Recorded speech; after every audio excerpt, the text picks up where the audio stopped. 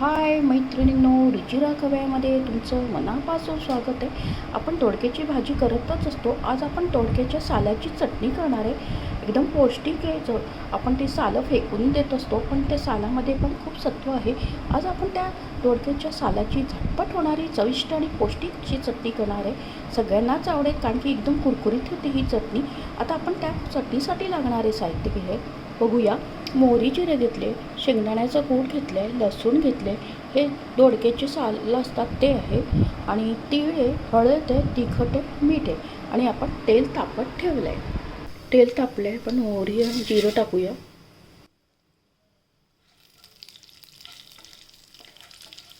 जिरं तळले की आपण लसूण टाकूया.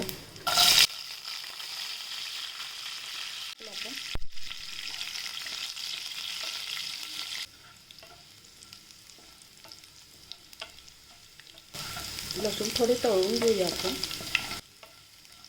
तेलामध्ये.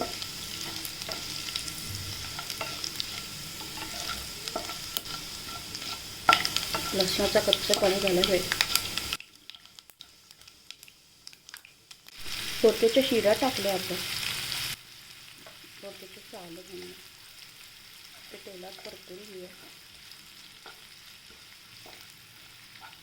दोडक्याचे साल थोडं तेलामध्ये कुरकुरीत होईपर्यंत परतून घ्यायचं.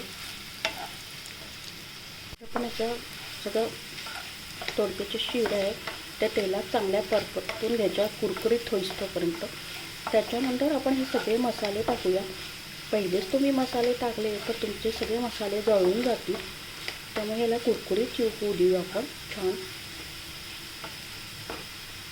तर याला वेळ लागतो थोडासा, एकदम पौष्टिक आहे. आपण त्याची दोडक्याच्या शिराचं आपण टाकून देतो, पण तुम्ही अशी चटणी करून बघा, एकदम छान तोंडी लावण्यासाठी एकदम छान कुरकुरीत होते की.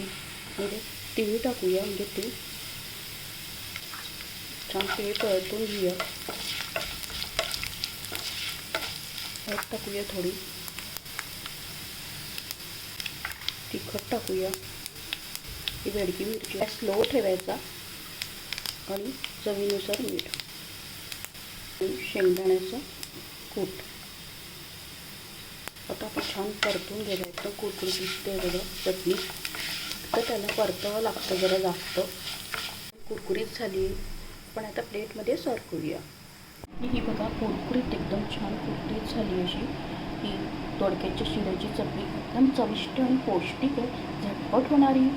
तुम्ही झटपट होणारी आणि घरच्या साहित्यात वापरून करणार आहे, पण ही चटणी तोंडी लावण्यासाठी एकदम छान आहे. तुम्ही नक्की करून बघा. आणि आपल्या चॅनलला जास्तीत जास्त फ्रेंड सर्कलमध्ये शेअर करा. आणि जर का रेसिपी आवडल्यास प्लीज लाईक आणि सबस्क्राईब अवश्य करा. लवकरच भेटूया अशा नवीन नवीन रेसिपीसोबत. तोपर्यंत मस्त का, आनंदित राहा, स्वस्थ राहा. असाच मला सपोर्ट आणि प्रोत्साहन देत राहा. धन्यवाद.